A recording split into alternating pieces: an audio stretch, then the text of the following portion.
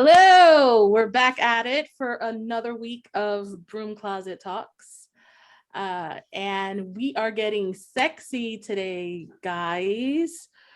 We are going to talk about all things associated with sacred sexuality. We're going to talk about sex magic and some other fun stuff tonight. So, so it's gonna be saucy. We're gonna have a saucy good time. So, Brenda, I think you were the one that approached me about this subject matter, right? You with this topic. So you were like, "What do you think, Chas? What do you think about doing something like this?" I was like, "I'm with it. I'm so down." Like, yeah, we talked about it, like the three of us. Unfortunately, Lisa's not here with us tonight, but as you can tell thus far, we tend to rotate. Life happens, we got things going on, but it's always a group. We're all tribes, so it's all good. So anywho, so we talked about it, and we're like, we're all for it. So I think a lot of times I find that this subject matter is very seldom touched on, I think, in the spiritual community.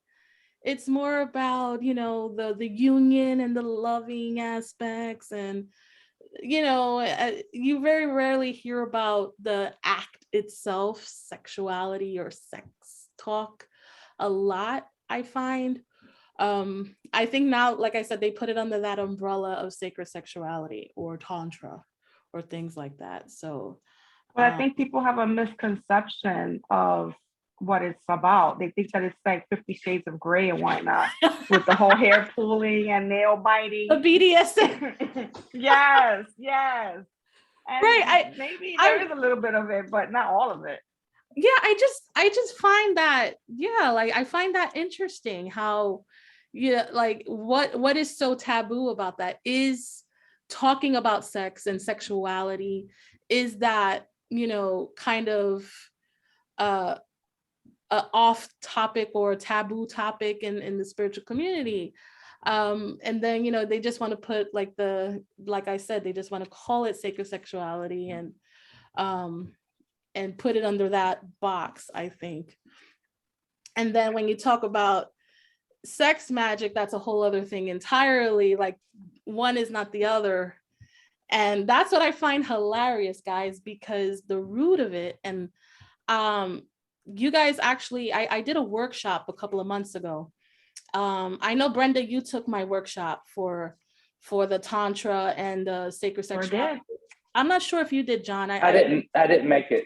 Yeah, so I did one, and the reason I did that because I see so much misinformation on like Instagram and on Facebook. They separate the two. They separate the concept of sex rituals and sex magic with sacred sexuality. But essentially the root of it is magic and rituals, guys, because it's rooted from the Kama Sutra. And if you know about the Kama Sutra, the basis of sex magic and the teachings come from the Kama Sutra, right? Mm-hmm. And let me tell you, that's a big ass book. And I read it. It took me a while, but I got through it. And not that I'm a slow reader or anything. It's just that, I have, what I call book ADD. And I get interested in one book, and then I find another book that I find interesting, and I put that one down, and I start another book. Then I find another book I like, and then it's just, that's how I roll, right? But for some reason, like, I just kept going back to the Kama Sutra because it's very interesting. It's very old. I mean, this is like, it was written well over 800-900 years ago. There's still not a specific date. They say it was like in the 3rd century that it was written, but there's different like evidence to that kind of goes back and forth. 3rd century. That's the interesting part about it. Mm-hmm. I mean, 800-900 years ago, and here we have a book of pornography.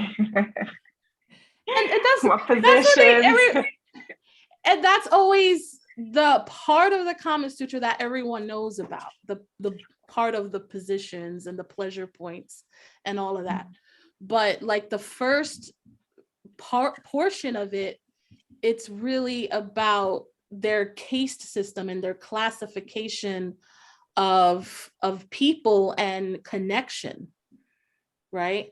So they have this concept, which was interesting, right? What they call the lotus woman, right? And that's like the sacred embodiment of a woman, you know? And then they have the Lord of Lingam, which is the male, like the personification of the divine masculine, right? So that's like the first portion of it. The first portion is how we strive to embody those aspects within ourselves, and in that is how you achieve the Kundalini process, right? And Kundalini is basically the activation of all your chakras, you know, during the act, or basically orgasm, in which the orgasmic experience tends to boop, boop, boop, boop, set them all off. And they call that the Kundalini, right? So yeah, so that's like pretty much the first couple of chapters, you know, or I would say the first 100 pages, because it's a big ass book, is about that. Then you get into later on the positions and the pleasure points and sensual massage and all that good stuff. But I found it just very interesting, because another thing that was expressed there is that there's no gender lines. As much as they do have a classification or a caste system, we are both masculine and feminine within ourselves. So we have both those qualities within the act. So they were, you know, essentially the Vedics and the Hindus were the first to explain that within an intimate act, there's no gender, because we're both. Interesting. Interesting enough to actually experience that too. Yeah. Now, I'll think tell you what the funny thing is, in the modern day, I know for myself, I guess since I speak out as much as I do, I prefer just to do the act. And I think it really depends on the person themselves. I understand women have to have the sensual part of them to really get the whole sensation. Now, for myself, with me being gay, to me, I just like to fuck. I mean, it is what it is. This topic is not for kids, ladies and gentlemen. So PG-13, parental advisory. No, this is rated R today. We're rated R, Brenda. Not even 13. Okay. I mean, really. But if you think of a man, we are it is more of the sexual act. The woman is more of the sensual act. So it has to be the blend between the two, right? Mm-hmm. So that's true. For a straight man, they have to understand how to be sensual. And for myself, I am with the same. So it's just like taking care of the business and doing what the hell's going on. And we have the same aspects. You get what I mean? Mm-hmm. Now, that's what's funny is now for a male that would be straight, he would have the same concerns as me, mm-hmm. but he would have to deal with your concerns. Do you understand what I mean? Mm-hmm. And then so he has to work actually the opposite. Yeah. So he has to work double when it becomes with, you know, a female. Is that what you're saying? Right. That's right. Work it, baby. Work it. and that's just it. Like, see, essentially what the Kama Sutra teaches, right? Because Kama is the teachings. That Kama means teachings, and Sutra is the book of teaching. So it's the, you know, book of teaching love, right? So anyway, basically the teaching behind it, the root of it, is melding both the feminine and masculine aspects of the act. So like you said, John, you find that what you're stating is more of the masculine aspect. So to achieve sacred sexuality, then you would have to apply and blend, if you will, the more feminine aspects, which would be more of the foreplay, more of the vulnerable aspects of it. So, I mean, that's essentially what it teaches, right? And then they give you, you know, certain positions and certain rituals in which you can achieve that blending. Like if you need to work on more of the feminine aspects, then you would go to more of the yoni type positions. Even though you're male, it's still more touching, it's still more of the foreplay aspects. There's even yoga asanas, you know, yoga poses that you can do as well. But see, here's where it gets tricky. There is the lovemaking emotional part, and then there's the just straight up no emotional sex. Right. So which one is the one that is best for rituals, for manifesting? That's a good question, but essentially I would say that it starts with you and your intention. Right? So you know, the basis of sex magic, like Crowleyan sex magic, like when he started it, he basically took some of the teachings from the Kama Sutra, because he spent some time in India growing up and was around Vedic temples, Hindu temples, where he learned things, because a lot of what they teach is sexually based. And the root of it is the intention, right? And connecting with yourself. So the best kind of sex for sex magic is masturbation. You know what? I'll tell you a funny story. Have you seen the television show? Yes, we were gonna go there, guys. We had to. You have to know, self-love is the best love. Have you seen the show See on Apple TV, Apple Plus? See, it has the queen of that city, and she literally masturbates, praying to her God the entire time. Every single time they catch her masturbating, she is getting off while praying to her God. Mm-hmm. And that, ladies and gentlemen, is the strongest version of sex magic, the most potent.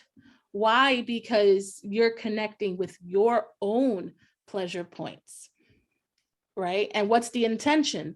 Pleasing the self, right? Mm-hmm. So let's think about this for a second.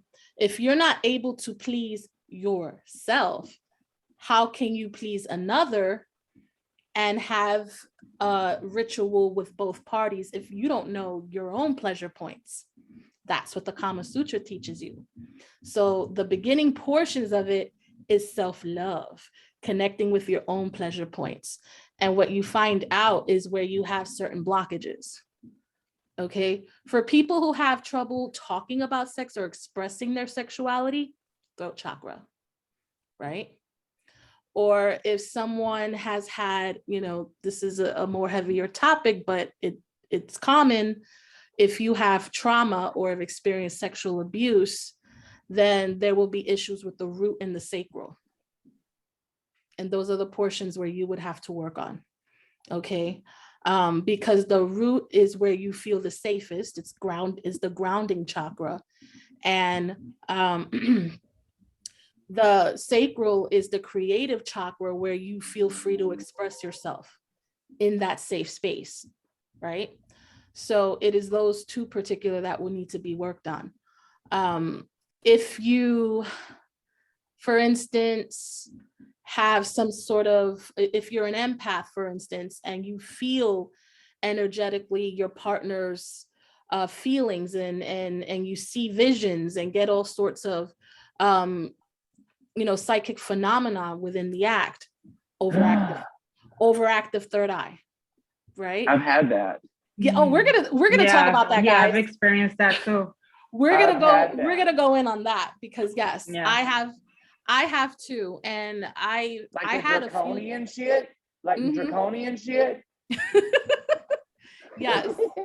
So if you've had those sort of experiences where you really absorb the energy and the feelings and things of your partners, then yeah, that's definitely third eye, crown. And there goes John Coffee.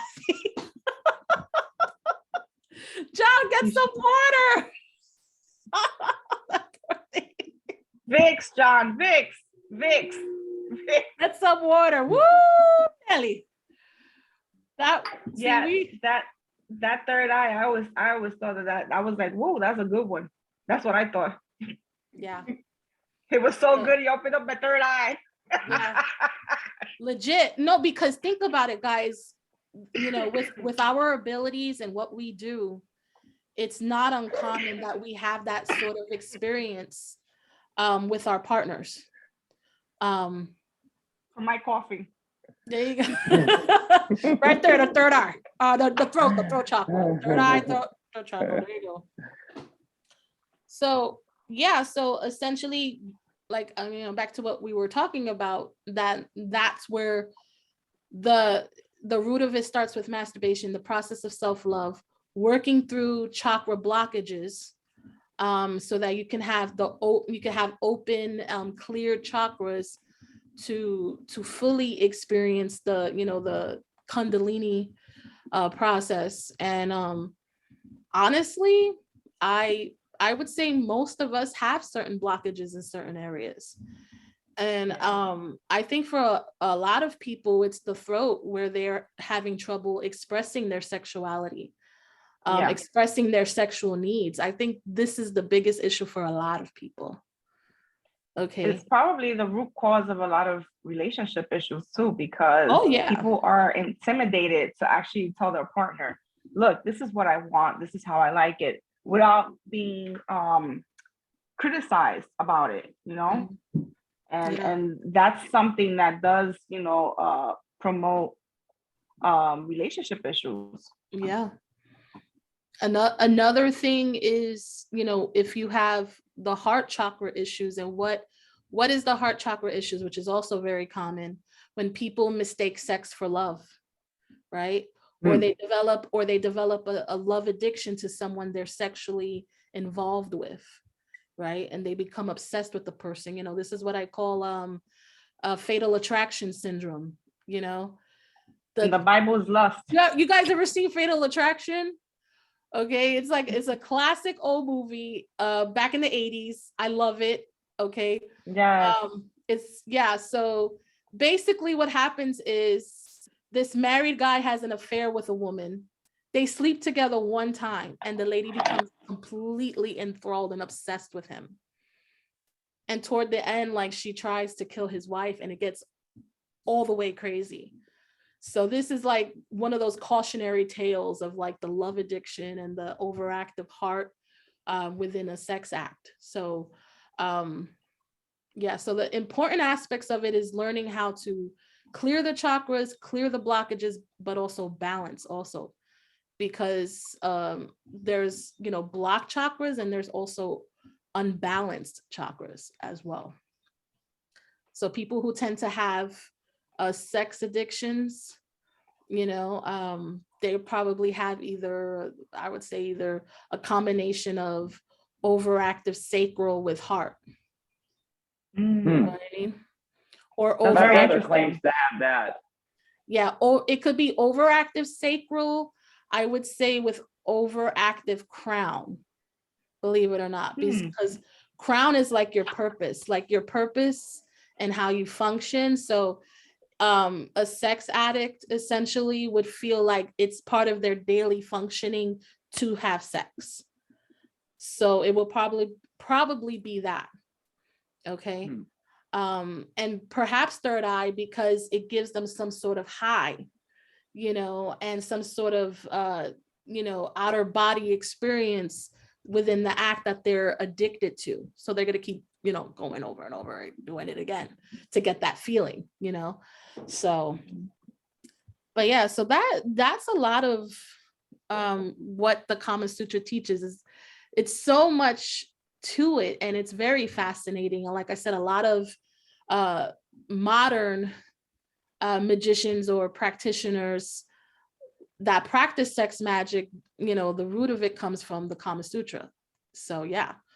And like I said, Aleister Crowley, for instance, a lot of the shit that he applies to all his books and sex magic is basically the Comes from Kama Sutra. That's why I've had this argument where so many pagan people who like are obsessed with Crowley and revere him. Oh, you know, I love Aleister Crowley and I've read all his books and I consider myself a Crowleyan magician or pagan.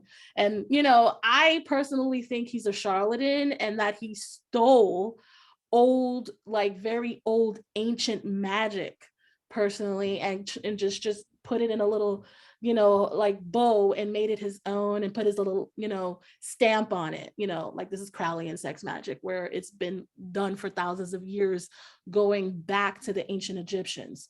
Because they claimed, there has been many claims that John Dee was actually doing many large scale things. And he was working for the Queen at the time.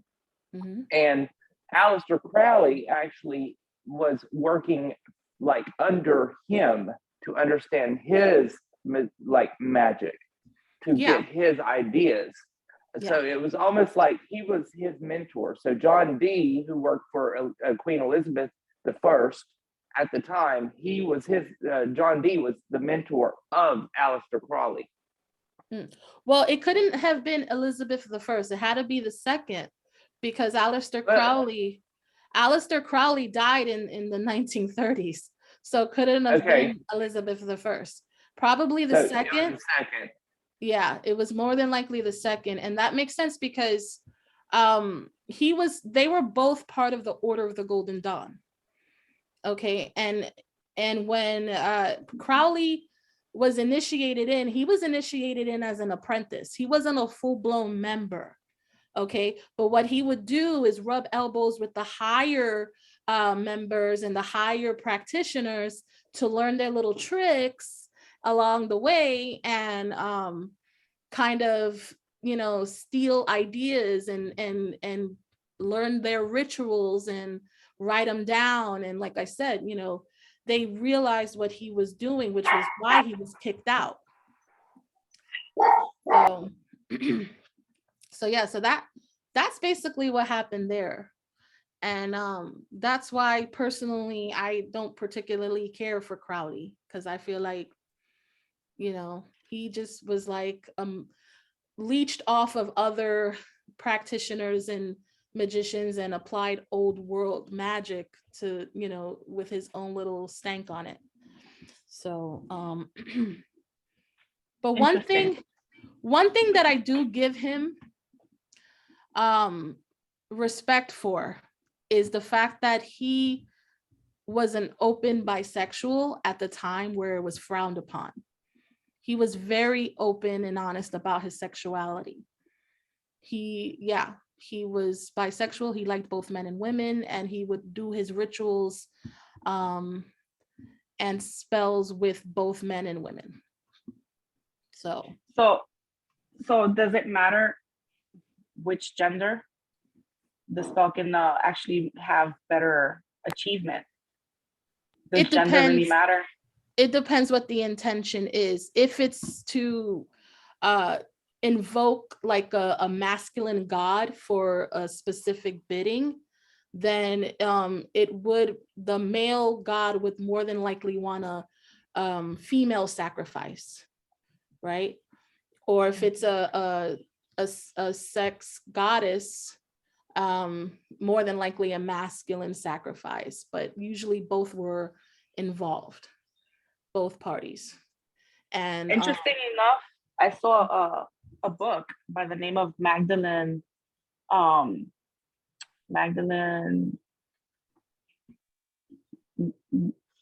Scriptures, and it's a book about Horus and Isis sexual manifestations. Yes.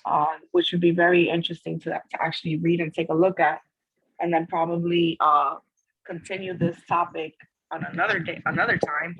Yeah. We definitely should kind of maybe do a book club episode where we all read the book and kind of share our thoughts on it, because that would be pretty cool.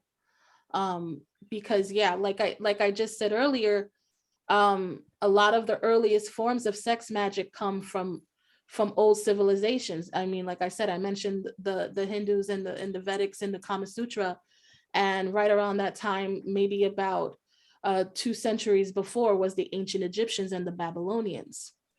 Okay, so if you go into the ancient Egyptians, like you said, with Horus and Isis, that sexuality was a big part of their daily lives and their rituals as well.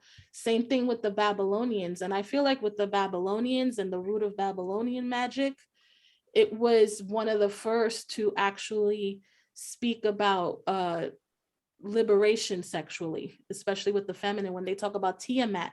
And I spoke to you about this yesterday, John. Remember? Yes. About the fact that Tiamat didn't have a consort. She had multiple lovers. Like, she would be what you consider today polyamorous. She had multiple lovers and multiple consorts. She didn't really have a consort in the sense of a husband. She was just openly sexual with whomever she chose. And at that time, that's why it was demonized. And that's why today Tiamat is considered a demon goddess and whatever, or demonic in nature again. And if you notice throughout history, anytime that there was a woman or a strong figurehead that was open and sexually, she was demonized. Like when you think about Lilith also, same thing, right? We know the story of Lilith, right? Mm-hmm. She didn't want to, she wanted to be on top. She didn't want to have missionary sex with Adam. And she was cast out, and then they brought in Eve. That's the story, right? So, but yeah. So she was cast out because of that, and that was considered blasphemous, the fact that she told him what she wanted sexually. So do you see how this has shaped a lot of women today, and the understanding of being submissive in that aspect, from an indoctrinated standpoint, from a Christian standpoint, right? The role of a woman and the role of a man, right? So, and there's no blurred lines there, even though we know, all of us know that there is blurred lines, everywhere. The way that it's applied in the, in the Holy Bible is like very black and white, right? This is a man's role and this is a woman's role, and that's it. Okay. Mm-hmm. Go forth and be Christian, right? So that, I feel, is the root of why so many people have sexual hangups, because of that very popular ideology right there. It's been programmed. It's been programmed in us to think that, we're just machines to procreate and that's it. Exactly. And not the actual, intention. Mm-hmm. A good book to read is The God Virus, and it talks about how they intentionally created all these consorts, and they set them up to a specific agenda to create the agenda that we're moving into currently. And they set this agenda up thousands of years ago because they were able to manipulate the society. And as they've manipulated the society, now they own the society. So the book that was written was actually manipulated by men and created by men. And they were able to manipulate this book because there is no factual evidence of what was written, none. So, and the only factual evidence that was written was by Peter. And when he was reading it, it was talking about certain star placements at certain times. During that time, I think it was back in 735 AD. So how is he writing about Jesus when it was set almost 800 years later? Does that make sense to you? Yeah, it's interesting. Exactly. Yeah. That's the good thing with modern technology today. Yeah. Everything's is complete falsity. And everything that they say, they claim that is right, and it's wrong. Yeah. Well, maybe not Well, wrong, but there's always like a gray line in between right and wrong. You get what I mean? And there, I well, mean, it's been rewritten so many times, the St. James Bible itself. So well, it is a story written by man, and as a story written, it was also told. So you know how there's stories that have been told over and over and over again, and then finally someone decides to pick up a pen yeah, or whatever they used back then and start writing. yeah, But the story already has 800 years of changes, because it's like gossip. You tell one person something, that person continues and it continues, and at the end of the line, what was first said has been changed over 10, 20 times. and that's why that's exactly it. It's written allegorically, right? And what's allegory? Just what you just described, Brenda, is allegory. How allegory is written. The gospel from one person, then from another person, then from another person, and it's just goes on and on and on, right? So essentially that's how it's written. It's written allegorically. So this is where the root of the problem begins, because it's written allegorically. It's not meant to be taken literally, right? These are stories, and there's lessons and mantras, and like the book of Psalms. If you think of the book of Psalms, it's rituals, right? Yeah. Solomon. It's written word. Solomon. It's written word, right? Like when you, what is it? Psalm 13, as I walk through the valley of the shadow of death, I shall feel no evil, right? It's ritual. Yeah, it's a ritual. How many times you go to a funeral and they read Psalm 13? Right. Almost every time. It's a protection. It's a ritual and a rite, a sacred rite, right? So what is that? It's a ritual. Right. And so with that being said, right, Song of Solomon, that's another thing. Solomon was a known high magician. Okay, like I've talked to several Jewish friends in my life who've practiced Kabbalah and told me that, yeah, he's a magus. He was a high level magician. Okay, he was also a polygamist. Black magic. Yeah, he was also a polygamist, had multiple wives. Okay, so they have a whole section of him in the Bible, and they talk about that. You go into the Old Testament, the story of Saul, when he went to speak to a seer, to a sage, and she foretold him defeating the Philistines, right? So there it is. So there's all these things in the Bible, like I said, and it talks about a lot of the stuff that that we practice and we do today. But again, like you said, Brenda, it's written allegorically. It's not meant to be taken literally. It was the last modern, I guess, contemporary, was in the early 1900s. So well over a century ago. So does a lot of that even apply today? No, it doesn't. And that's why you have to just kind of take that, what's written in it, allegoric, and I mean, for me, that's what I do. And I, from a sexual standpoint, because we're talking about sexuality today, and they always express it as consummation, right? There's fornication and there's consummation. That's another issue that a lot of us have been indoctrinated and beaten into our heads with, right? And how about how do you process that, John, as a homosexual male?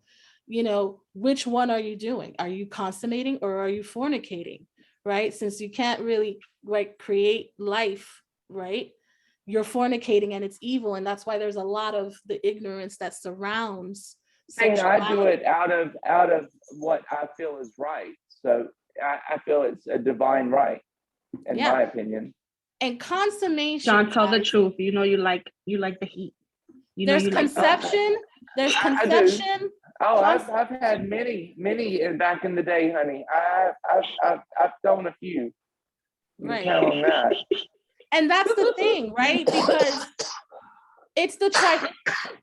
Oh, we lost Brenda. Oh, Brenda, no. where'd you go? Okay, we lost her. But yeah, what's interesting, John, it's like, this is the stages, right? Consummation, conception, right? And then if you're abusing that, it's fornication, it's sin, right? So it's never been a sense. How about people who can't conceive? How about women with fertility issues, right? Are they fornicators now because they can't achieve the process of consummation and conception? Conceiving a child. Right. Do you see how this really fucks people's heads up? This will fuck somebody's head up. Think about it. They put all these stipulations behind people, and they want you to force. It's a force that they want you to follow. And the problem is people don't realize we have all these rulers that put all these laws against us before we ever even realize, making you assume that these things are right when it wasn't right to begin with. They just wanted you to assume it was correct. And as long as they can tell you that it was correct, then people will start believing it. And as time has gone, we have now forced people to believe something that was straight up bullshit from the very beginning. And that's where we have gotten to today. We've gotten to where it's just like a straight up crock of shit. Mm-hmm. And that's the thing. This is so much older than Christianity. This is so much older than the Bible, and it's about union, right? The union of bodies, the process of intimacy. It's not an evil act. It's not to fornicate, and it's not to be meant that way. And that, I feel, is why so many people have hangups. To be honest, even if you have one-nighters, I don't think that's a bad thing either. I don't think any of it's bad. If you feel like you had one-nighters, if you're a single person, you had one-nighters, it is what it is. And each person wanted to get off. And you enjoyed it. So I've had one, and you have no mother idea. How about you, Brenda? I mean, you ever had a one-night stand? Is she here? Hold on. Yeah, we got her. She's here. Yeah, I don't know. It got kicked out. I guess it got too hot for me. And we were gonna go in tonight. Like, I didn't even say anything. I was like, yeah, I did. I had one that turned into a nightmare. So yeah, those are not good for me. Yeah. You ended up having a stalker. That's what happened to me, guys. Nine terrible years. Oh. I was and like, on that note, it was just for one night. And he stuck around for 9 years. Oh no! I'm like, it was just for one Is night. that the one that's still here? Is that the one that's still around? Yes. And I'm like, please go away. Adios. That's that yoni energy, the yoni power that they talk about in the Kama Sutra, the power of the yoni. I had to turn that girl down a notch. I said, hey, listen, you got me into a lot of trouble. No more for you, sister. And and that goes both ways. For someone who's very, who has really strong ability, like psychic ability, who is very open to spirit, that will make, that much more complicated. It'll make things that much more complicated when you're, physically intimate with somebody, because we're basically open vessels, guys. Like, we do readings, we're connected to spirit, we channel, and we're constantly all day, every day open, right? In that aspect, energetically. You know what's the thing? You know how Beyonce is Sasha Fierce when she's on stage? Well, I'm like Queen Latifah or somebody in action, because let me tell you. You're like La India, like Rihanna. La India, Rihanna. I'm Riri. You're So it's like, have your Right. fun and go. Good night. No. yeah, Let me but see. the celebrities, they're on that. They're up on the sex magic rituals. Okay. I mean, come on, Madonna's about that life. She's made a career. All right. She's She's made her made career a around. 40, Yeah. she's made a 40-year career surrounded by sex magic rituals and sex magic practices. Let's call it spade a spade. Okay. But she understood it though. She understood that in order for a woman to materialize into a leader, she had to use what she has that's taboo as a gift and use it well to become that woman that she is today. And she's At been her in her 60s. Yeah, she's been practicing Kabbalah. She's been practicing Kabbalah since the early 90s, like when she nobody knows knew about Kabbalah. She knows it a lot deeper than most people understand. She understands gematria by letter, by number. So everything that you see that she puts out has a certain synchronicity. Even the photos that she does, like she always has the sign of Saturn with the cross. And if you don't notice, that means anti-Christ. So she is the anti-Christ. And she has everything in synchronicity to that specific. But the thing is, what you have to understand is if you are truly known and you know the true depths of Kabbalah, you understand these things.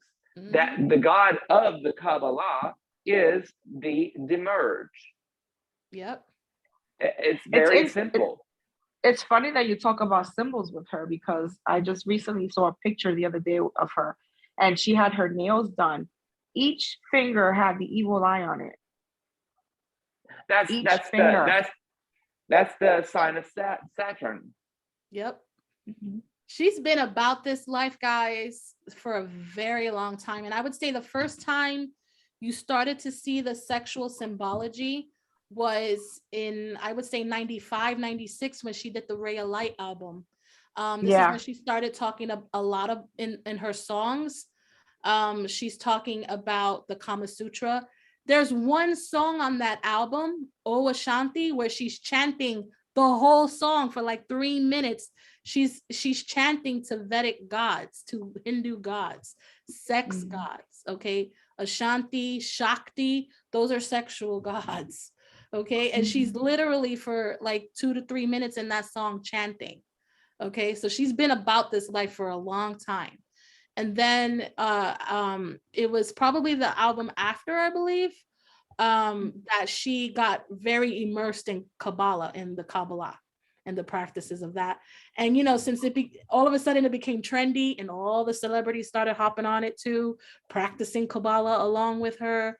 But she came out in the open as a practicing, that she practices Kabbalah and attends a temple for Kabbalah, right? But yeah, she's been about it for a long time. And now that we're talking about celebrities, I've been tagging you for a while, have I not? With some of the candle shit magic that she does with all of her little crystals and shit. She does some wicked ass things, and I'm all about it. To be honest, I am like her Super Bowl. Did you guys ever see her Super Bowl show? Which one? She did the Super Bowl, I think like I don't know which one it was. I would say maybe about 5-6 years ago. I mean, you could go on YouTube and see her performance at the Super Bowl. She had a pyramid in the middle of the field, a pyramid with symbols. Okay. She's writing, what was she writing? Was it a lion? But all I remember was she had the eye, the all-seeing eye. She had the pyramid, like everybody jokes about it. Oh, that's, Illuminati. But knowing what we know, it's deeper than Illuminati. No, this was symbolism. This was a ritual, very ritualistic in nature. A lot of the Kabbalah references ancient Egypt and all. She's all across the board. Like she's learned practices from all across the board, from Kabbalah, like I said, from ancient Egypt, the Hindus, the Kama Sutra. She knows her shit, okay? And that entire performance was a damn ritual. And I'm just sitting there watching it because when I was back in New York, I used to watch the Super Bowl every year with my dad. And my dad was like, oh, this is pretty interesting. And I'm like, this shit is a fucking ritual. And nobody even knows. Only certain people know that this shit is a ritual. And matter of fact, there was a video I saw shortly after of a guy who literally broke down every process of her performance and what ritual it was. So I'm going to see if I find it, and I'm going to put it down below in the info. So if anybody that's watching wants to check it out for themselves and see her performance and the breakdown of the ritual she did, it's nuts. Okay. So can we say that she's like a low-key witch? Oh, she's a high priestess. She's high up there. She's that high bitch is up that bitch can she's move mountains. high level. She's high level. Okay. That bitch could move mountains. And another one, you mentioned Beyonce. That's another one. She has shape shifted on stage. Her face has shape shifted on stage. She's not human. Yeah. And I don't know if Madonna's human either, but I know Beyonce isn't. She's a whole nother race. Yeah. I feel like she has some spirit in her, something in her that she does. Yeah. She invokes goddess on stage. Yeah. The Sasha Fierce, I maintain, is her invocation goddess that she uses. Yeah. Whomever it is. I don't know. And it could be, even as you mentioned, John, it could be an alien for all we know that she invokes as Sasha Fierce. But all I know is when she becomes Sasha Fierce, she's no longer Beyonce. And you could see the physical aesthetics, the attributes of her body and face completely change. And we lost Brenda again. Yeah. So with that being said, ladies and gentlemen, so another thing that's been happening recently, right, that I've been paying close attention to, John, is the Johnny Depp trial with Amber Heard. Have you seen clips and pieces of that? Off and on, yeah. I was like, man, I was watching. I just for shits and giggles, I watched a little bit of the trial, and that bitch is doing some serious juju on him. Okay. She deserves it. He deserves it. I mean, the whole thing about it and how, he was, physically attacked by her. She was physically abusive, and he still stood with her. Like she had him under some sort of like, she was probably doing some ritualistic shit. Her pussy juice. Welcome back, Brenda. We're losing. Getting booted out, and I haven't even said nothing dirty yet. Okay, so let me fill you in. We're talking about the Johnny Depp trial with Amber Heard. Yeah. And like I said, give me 1 second. 1 second. I'll be right back. Okay. So we're talking about that, right? And I watched some footage, and basically I feel like she did stuff to him for a long time, but it's sort of like wore off now, or he caught on and he counterattacked it, and now he's suing her. So this is what I get. He's older than her. Yes. Right? Mm-hmm. She Cardi beat his ass. Right? She straight up Cardi beat his ass, and now he's crying like a little baby. Yeah. That's what happens when you're going for fresh young blood and not thinking that this woman is out for something. Just like with women. As soon as you said that, I saw actually a group of people, and I opened up before we started, so I saw him with like multiple younger like teenagers, and she saw all this going down. So it wasn't just him being the good guy. She actually saw many, many things behind the scenes. Yeah, well, And he's an A-list was, actor. He's an A-list Yeah. actor. So in order to get that high up in the hierarchy, there had to be some dark shit going on, without question. You know, and I mean, I'm a big fan of Johnny. Okay, I love him. He's my favorite actor of all time. I love the man. I'm always sharing pictures. I'm always like, that's Bae, that's my hubby. You know, I love me some Johnny Depp, okay? But I agree, John. I feel there might have been some things that she did see that she did not agree with. And he's been in the game. That's why she become violent. He's been in the game a lot longer, but he's been messing around with young women for years. Right. Yeah, I know. Just because he had the baby face. He got entangled with her, I feel, because she was equally into stuff as well. Mm-hmm. He looks like he likes that BDSM thing. He looks like he's a 50 Shades of Grey type of guy. Right. Let me 50 Shades of Grey his ass. And you know what I did, guys? You know how I roll. What did I do? I looked at their charts because I had to do it. I already know Johnny's chart because I looked up Johnny Depp's chart before. I know that he's a Gemini. Okay. Oh, never mind. I don't want you, Johnny Depp. I don't want you at all. He's a Gemini.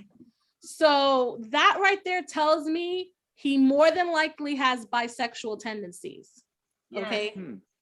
All right. Yep. So that is given. And in Hollywood, bisexuality is common among the male actors.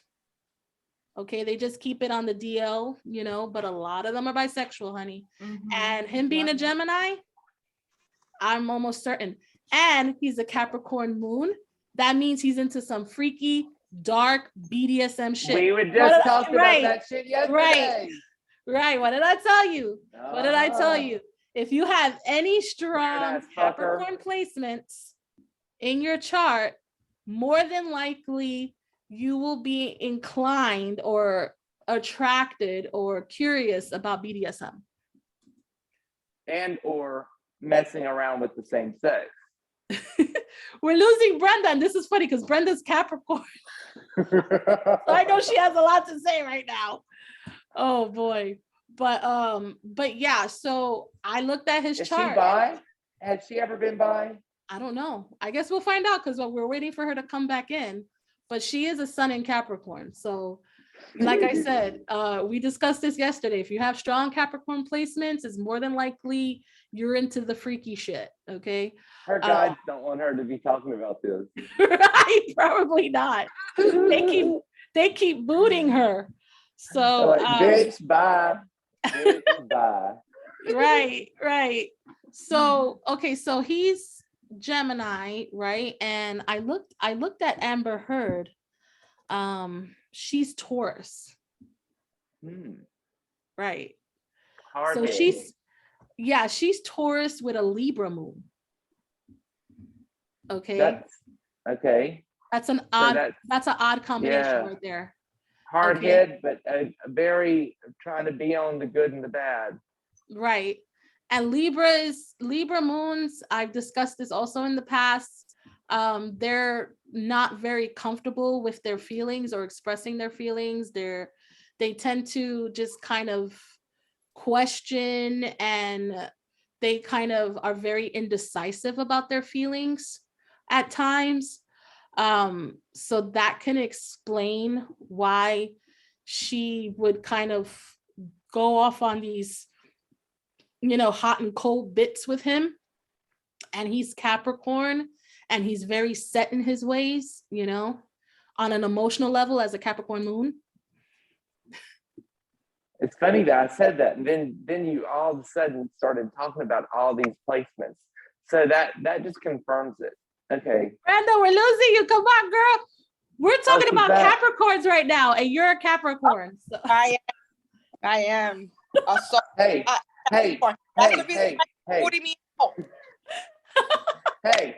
Hey. So have you ever been bi? I haven't. And the only reason why is because I said that anything that bleeds like I do does not deserve my time. So you haven't licked your pussy. Oh my God, John. Never. This is officially God rated X, y'all. That if I were a cat, I still would not lick my.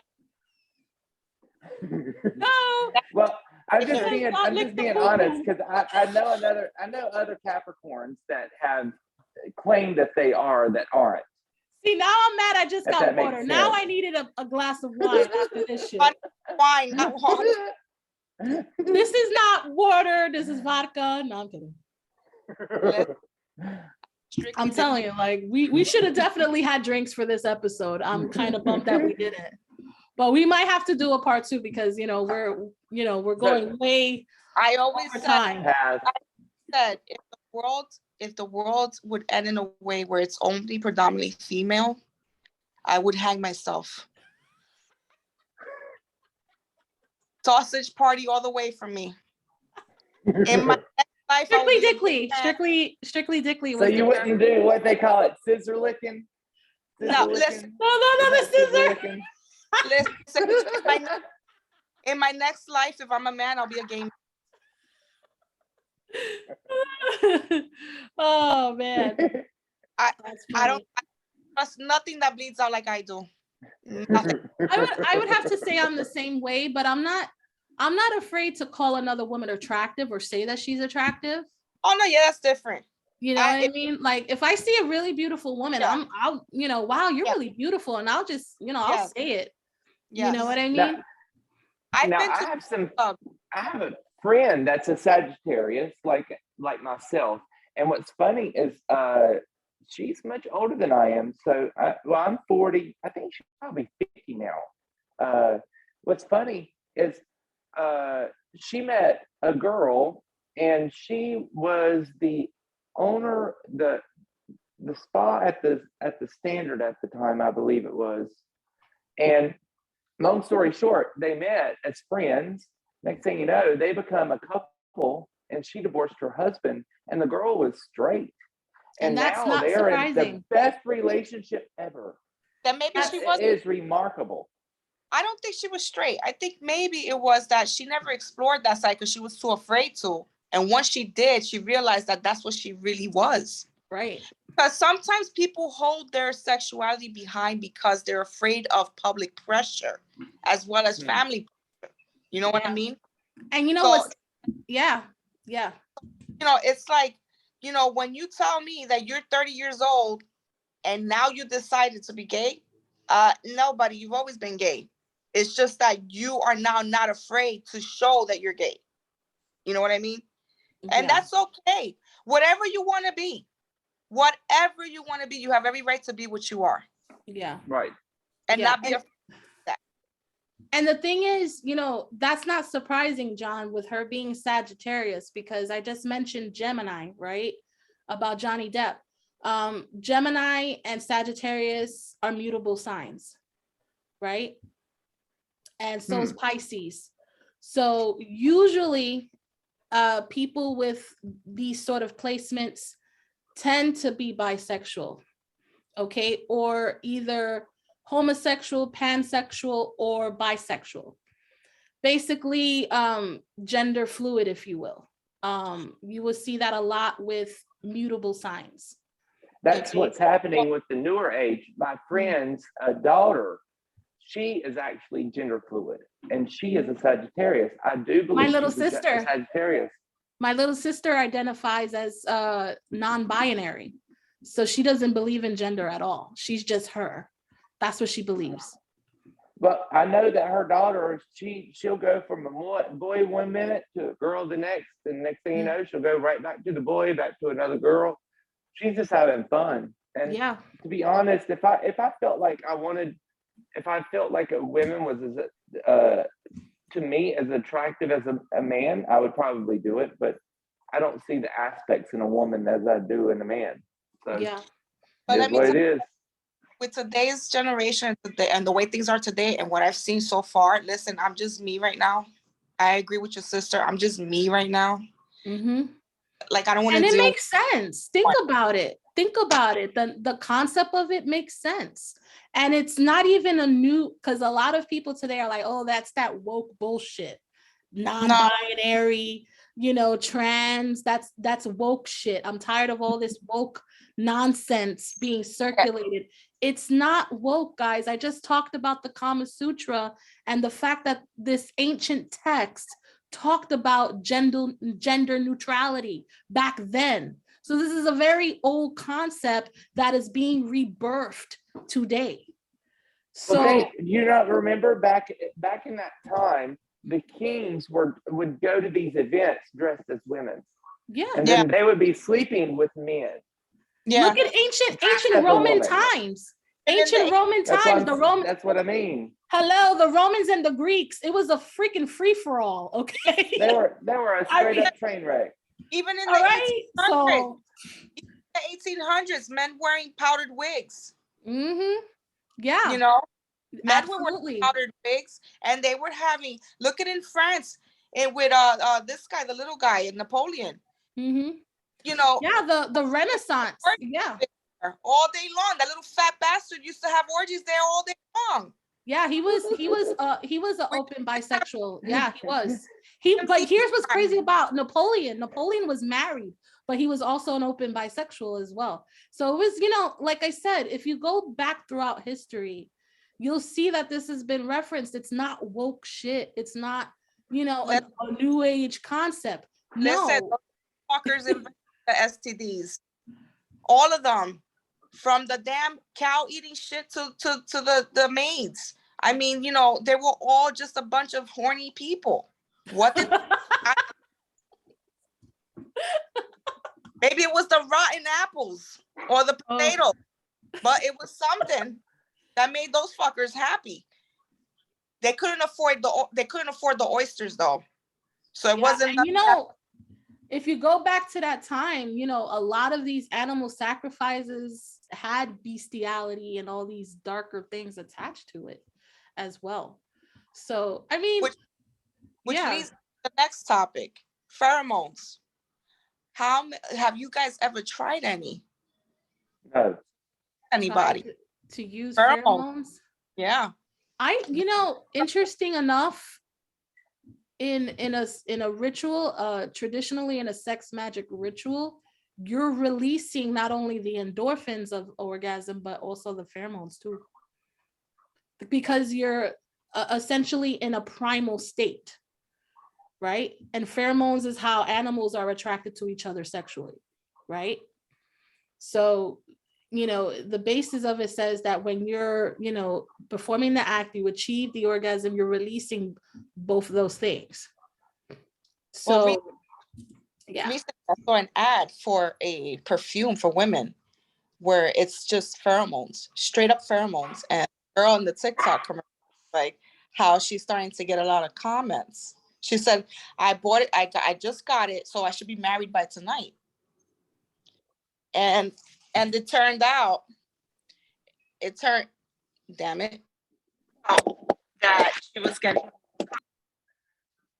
We lost her again. Oh boy. That's what, 3-4 times in a row. Goodness gracious. Oh boy. It's like, bye. Right, but that's interesting though. Yeah.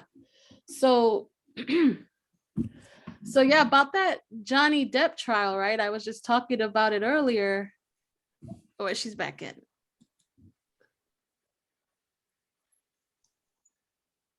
Where's she? Okay, where'd she go? She left again.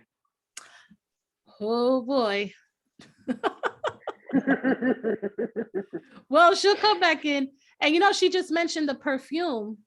Do you know Johnny Depp had that ad for Savage?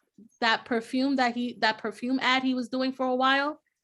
I never noticed it, no. Yeah. He had a cologne ad and it was called Savage. Right? So it makes you wonder if that perfume was one of those pheromone type perfumes. No. Oh no. Oh boy, technical difficulties, guys. This comes with the territory, unfortunately. But she's holding on. She keeps coming back because she's got stuff to say. So stay the course. Then she. Okay, let's see if she comes back in. Okay. Nope, she didn't come in. Oh boy. She might have to reboot. Like, let me tell her to like. Maybe what we could do is just do it like a second, like a stage 2, and then try it like a stage 2.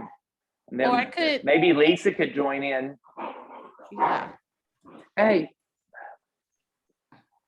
Okay, there she goes. I don't know what they're doing down there. Oh my God, I'm gonna be like Tyler's Tarot, bitch, bitch, bitch, bitch. You keep getting booted. What's up with that? I don't know. It doesn't want John said you're right. John said your guys don't want you talking all this mess. That's yeah, they don't want me talking. They're like, bye.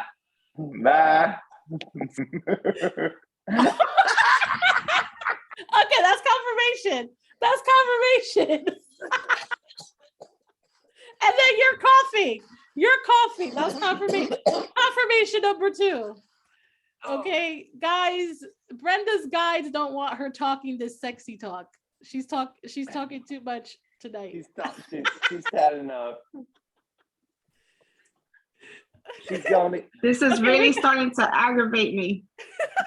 This is confirmation, guys. This is confirmation, Brenda. Your guys don't want you talking tonight about this. They have me choking. As soon as you went off, I started choking.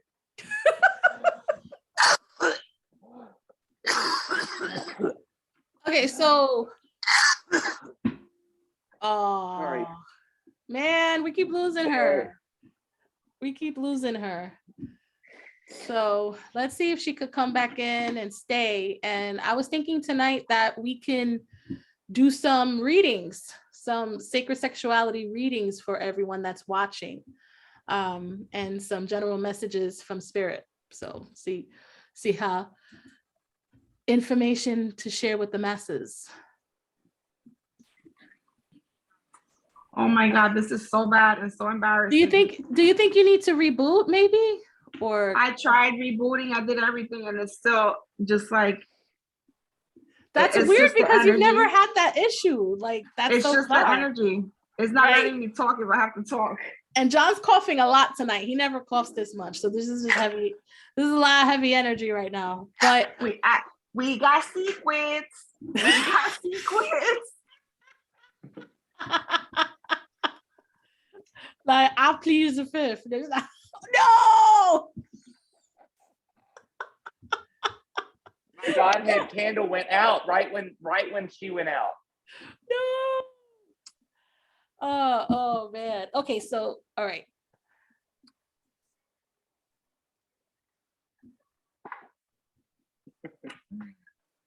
Brenda, my so God. we're getting into the readings right now. So Okay. I promise to behave. Okay. So who wants to go first, John? Since you opened the records, why don't you go first? Readings about. Hold on. That's what I was thinking. My Godhead candle just went out again. This is We're all having technical. I'm the only one that's been okay tonight. Oh no, Brenda.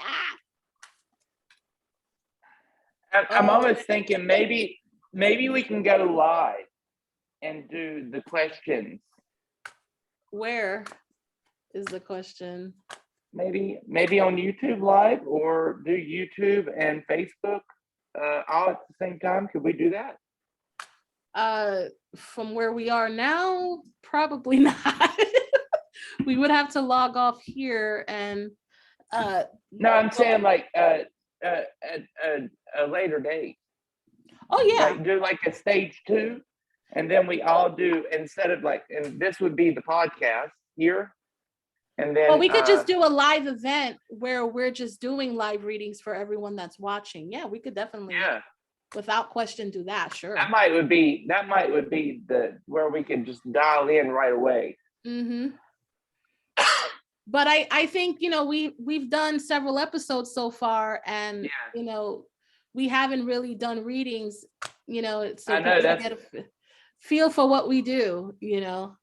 So what we probably need to do is do a live and do a live reading or live readings of, and have, maybe what we should say is, if you have any questions or comments, we could do a reading, or if you want to join us on the live the next time, what we could do is then have those people that have the questions. She got booed again.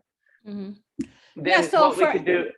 Yeah, so that's something we can do, and I was thinking of doing that anyway. I was going to suggest that at the end of the episode, if anyone has any questions and would like us to read for them on air, you know, just drop your comments, you know, like and drop your comments, you know. One hand washes the others, ladies. So ladies and gentlemen, everyone, if you are enjoying this episode and want to learn more, would like readings with us, subscribe, like the video, drop your comments, and we'll be more than happy to do a reading about this subject matter. So yeah. Because a lot of people with sacred, this type of stuff, they assume that would be only dealing with maybe somebody that would have a twin flame connection or something like that, but that's not the case at all. It's just you having a connection with the partner that you have. And so what I see is like a unified, almost like a unified union as it comes in. So it'd be almost, but the thing is it shows like the starting of the union, but then getting into the act. So as you would start into it, you have to start with intent to move forward into what you would do. So what I first saw was the two people like just like doing physical contact. It's more like sexual physical contact, sensual stuff. What I see as a man and a woman, not a man and a man. So it'd be a man and a woman, a sensual contact, and then that would move into what would then be into the bed. And while you're doing that, you have to have the intent to move forward with what you're doing, with what you would want in the relationship. So if you want the relationship to be a certain way while you're actually doing it after you've moved into the next motion, that would have to be the intent of that. If that makes sense. It does. Yeah. And like I said, you know, we said this throughout the episode about, you know, how do you go about sacred sexuality practice? Where does it stem from? Like you said, it's the intent between both parties, but it starts with you.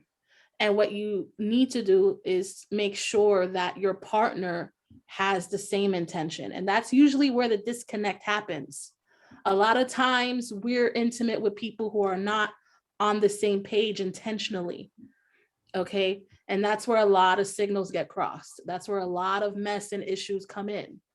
So if your intention is to connect with someone on a deep spiritual level and achieve that union of sacred sexuality, ladies and gentlemen, for everyone that's watching, you have to make sure that your partner's on board with that.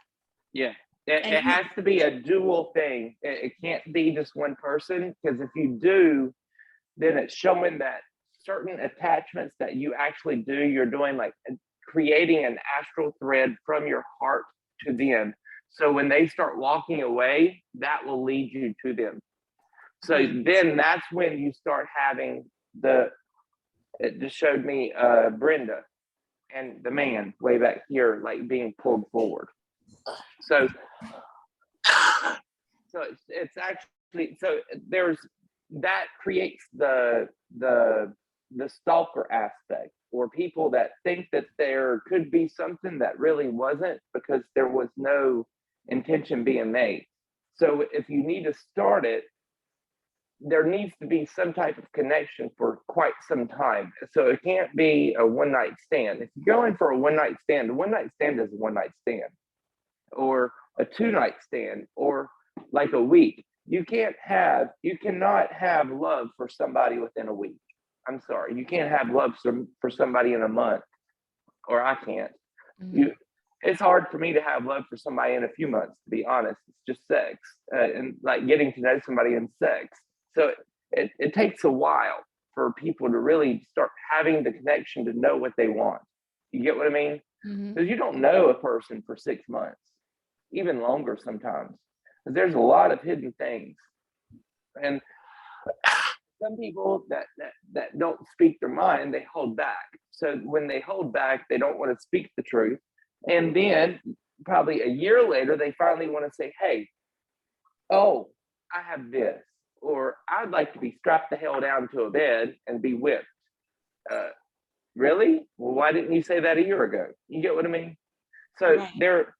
there's a lot of people out there that doesn't have the voice and the reason to be able to say what they want to have, or to have a blending between the two.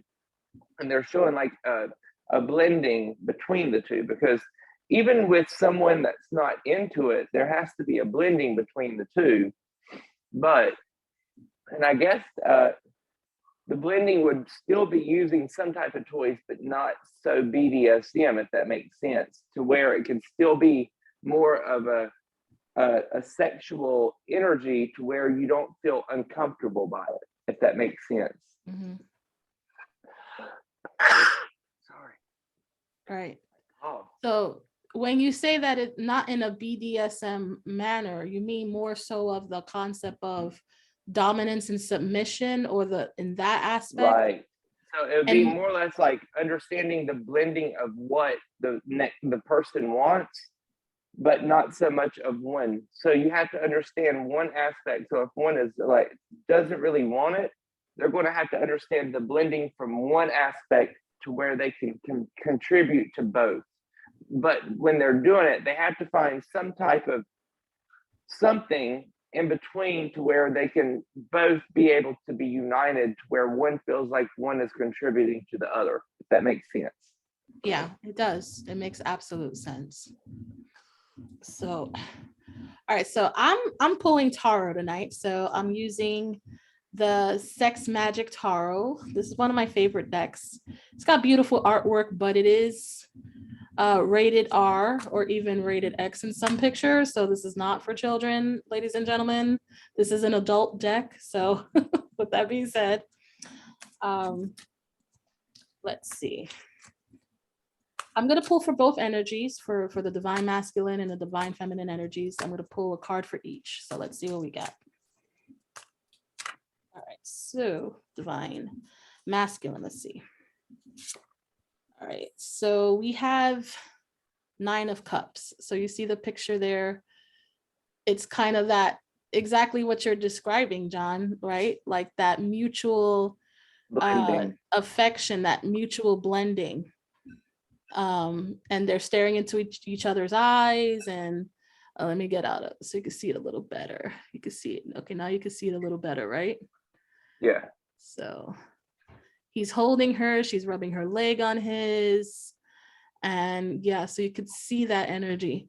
So basically, this really coincides what you said, John. I think for the divine masculine is learning how to achieve that blending with your partner. If you want, for those who want to achieve that type of experience of sacred sexuality, is learning to fully connect and achieve that blending of affection, of intimacy, being willing to have that vulnerability. And I think that's a big thing with the masculine, is working, with the process of vulnerability. And let's be honest, John, the most vulnerable act a human makes is a sexual act. Sex is the Right. most vulnerable space. We're both naked before each other, right? We're fully open in that way. So yeah, so understanding, I think, the gravity of that, seeing it as that openness and that intimacy and that vulnerability rather than just letting it be. right, than just it being an act or getting off, but more seeing it for what it really is, which is the highest form of human vulnerability, period. Okay, so it's really, I would say with this card, it's talking about changing your perception, if you will, to for it just not being physical but being intimate, right? So I think that's the message with this card for the masculine, changing that aspect. You know, it's not simply a physical act, but it's an intimate act. And I think once you understand that, then that leaves you an open vessel to experience sacred sexuality. Okay. All right, so let's see what we get for the feminine. You see how like really the artwork is so awesome in these cards. Yeah, it's cool. It's very beautiful. All right, so for the feminines. Okay. Why do we have a complicated card here? So we have the Five of Pentacles. Oh boy. Five of Pentacles. I think that's that normally is my card, I believe. Five of Pentacles in the traditional tarot, it's that out in the cold, you know, where you see the woman and the child out in the cold. Oh, never mind. No, I'm the one out in the garden. Right. So five of Pentacles for the feminine. I always see myself out in the garden, so I see that as me.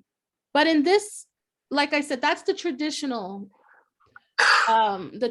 meaning. But in this deck, it's feeling more like the masculine is overpowering her. You know, like he's taking So she her, needs like to be dominated. Like it feels like more of a seduction, like she's giving into him, so to speak. Like how do you make out? That's how I make out with this. I can't see it well enough to tell you what it is. I'm trying to, because there's such a damn glare. Can you see it better here? Not really. Okay, I see the man sort of. Now turn it a little bit. That's better. It looks like a pretty romantic, but it looks like he's taking charge. Right. Yeah. Right. And it seems almost in secret because they're like in some hidden garden. Yeah. Somewhere. So it's almost like almost like a mistress in a way. So so to give the divine, she would need to be able to feel like a mistress to the man to find her right. That makes sense.